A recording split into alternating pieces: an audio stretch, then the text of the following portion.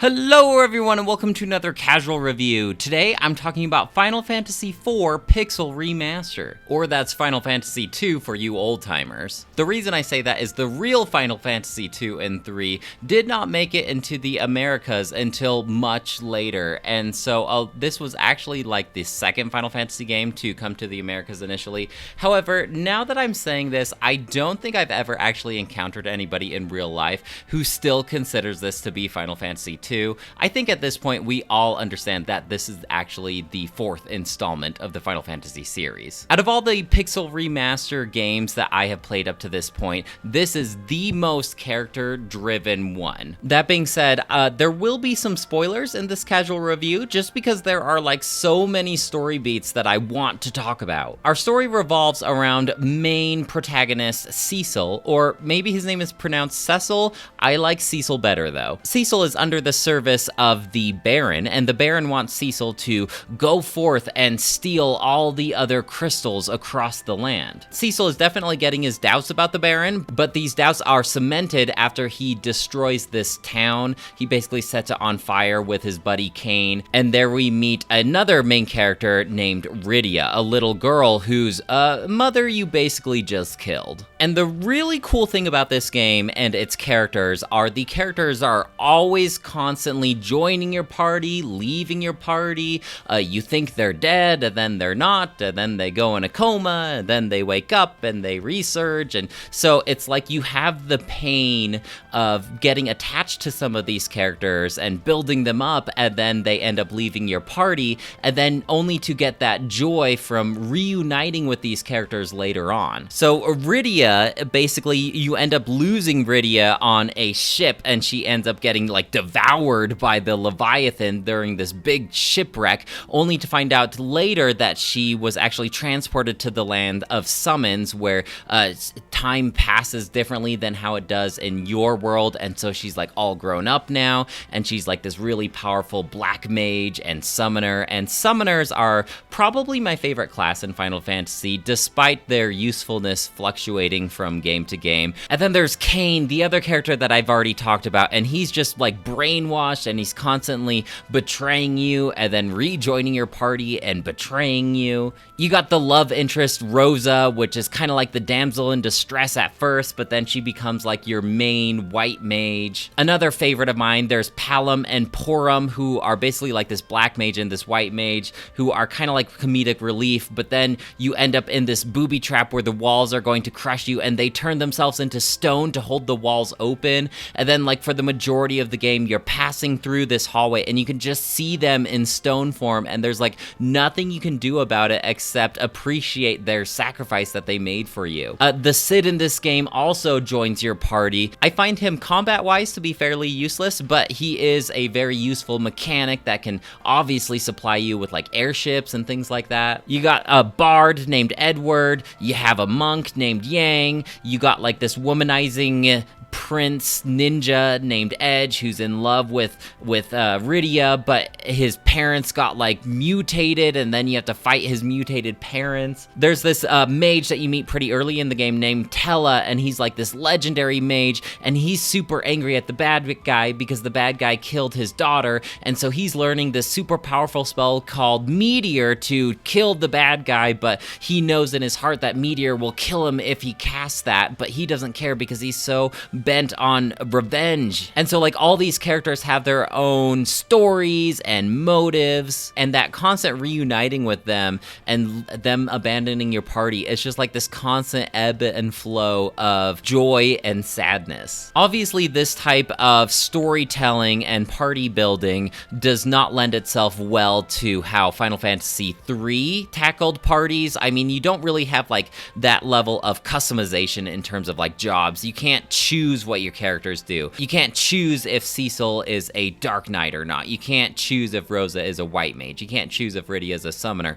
But I feel like who these characters are really lend themselves to their class, and so I don't mind having that agency taken away from me because I'm never really too crazy about it anyway. I'd much rather have the deeper storytelling that this type of game offers than something like Final Fantasy III, where all of your your characters are just like super generic. Each of these characters also has like unique abilities that they can cast, and they have a varying amount of usefulness. I do wish that these abilities that they have, aside from like their spells, actually would go into a little more depth as to what they do, rather than just doing more like a trial by error. But one thing that I do like, particularly about spells for my white mages, my black mages, is that you actually learn these spells simply by leveling up. You no longer need to go to a store and buy the spells. You're just kind of given them. And then summons work similar to how they do in Final Fantasy III,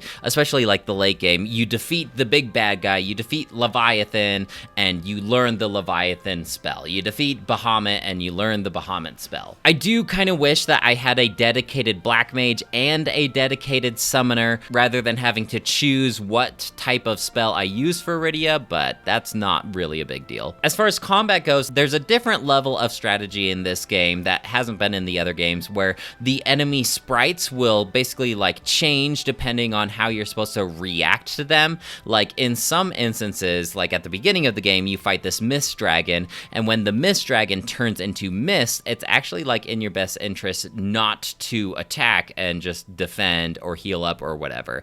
This actually didn't happen too many other times, and if it did, then usually you could like brute force your way through what you were actually supposed to do based on what the sprite's positioning is. But it is kind of cool how like the enemy sprite can change over time, and you like adjust your strategy accordingly. Oh, but we haven't even talked about the biggest change that this Final Fantasy game has implemented compared to its predecessors, and that's the active time battle, the ATB. Now, some people love the ATB, some people aren't a fan. I'm more on the not a fan side of things, but like it or not, the ATB system is here to stay until Final Fantasy X. The idea is each character has their own dedicated meter that slowly fills up. Once that meter is filled up, then you can use an action. However, enemies do not wait for you to make your move now, so that means you have to frantically navigate through these menus in order to choose what attack, ability, or spell you want to use, because the enemy's ATB meter is still filling up while you're making these choices. Now, you do have two different options with the ATB. One is that the enemy's ATB actually freezes when you are navigating through these spell menus. However, if you're on the base menu, as far as I understand, that meter will still fill up no matter what. And so it does add a little bit of franticness that I don't really appreciate. Look, I come from a Pokemon background. You have to wait for me to make my turn before you make your turn. It's only polite. No, but in reality, like after maybe an hour or two, you really do get pretty used to the ATB, and it isn't that stressful, especially because the Pixel Remaster has like auto battle features, which basically just use the last move that you had used. And so really it's not too bad, but if it was a choice between no ATB and the ATB, I would opt for the no ATB. To tack on to this franticness, sometimes you also have 5 party members, and it can be a bit much trying to juggle the ATB and navigating 5 party members, because up to this point you could only have 4. But just like I was saying about the ATB, I mean, you do kind of get used to having 5 party members, and with the auto battle feature, like it's not that bad. And it is cool because it gives you more strategy, more combat options with 5 party members. As far as navigating the world, there is, similar to, I guess, like Tears of the Kingdom, you have this whole regular world, but then you realize that there's this whole like underground world with the dwarfs, and I love that the dwarfs still say lally ho, just like they did in the original Final Fantasy. And eventually you do end up going to like the freaking moon. Now, the moon itself isn't like that big of an overworld, but it is kind of cool to have that variety.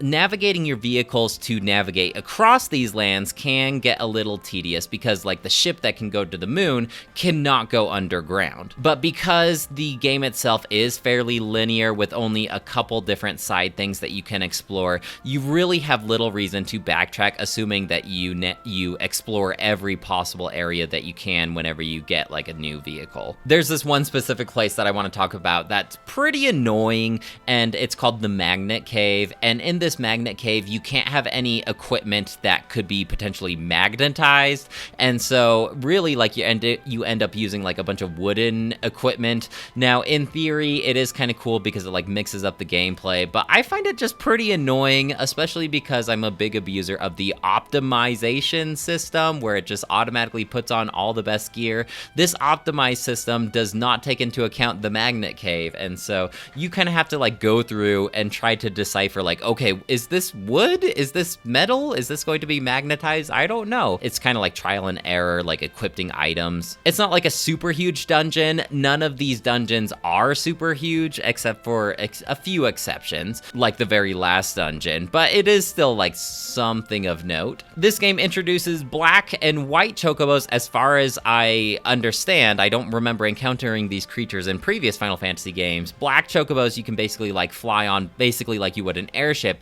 However, they can land on like heavily wooded areas, and then these white chocobos basically replenish your MP. So they're really useful if you need to grind XP in order to encounter a challenge, because you can always have a spot where you can like heal up, get your MP, all of that stuff. In terms of healing up too, I really miss these pools from Final Fantasy III that would automatically heal up your HP and your MP.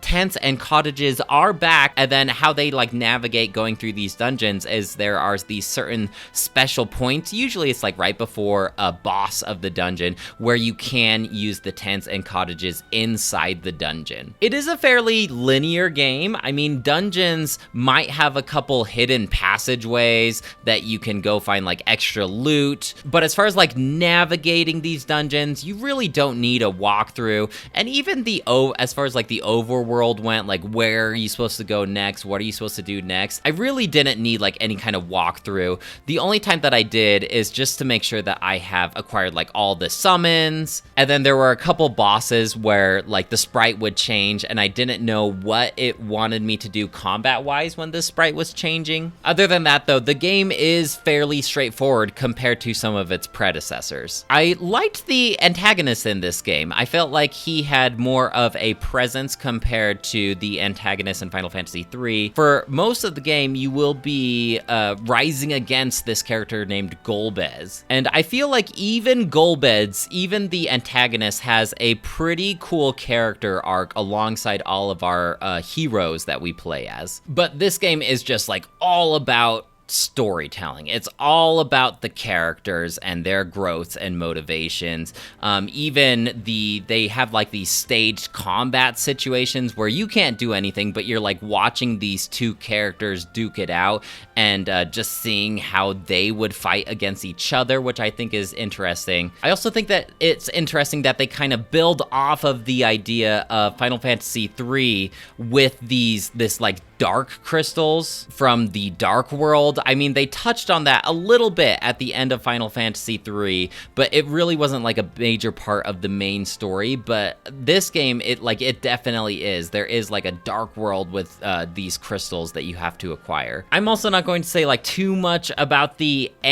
last final boss, but I do think that there's a pretty exciting moment where your characters, like at the beginning of this encounter, your party is basically like wiped out, destroyed, and then like the spirits, the essence of all of these characters that you encountered across your journey like show up to help you and resurrect you for this final battle. And this Final Fantasy theme is playing, and it's uplifting, and it's pumping you up for this like final boss, this final encounter.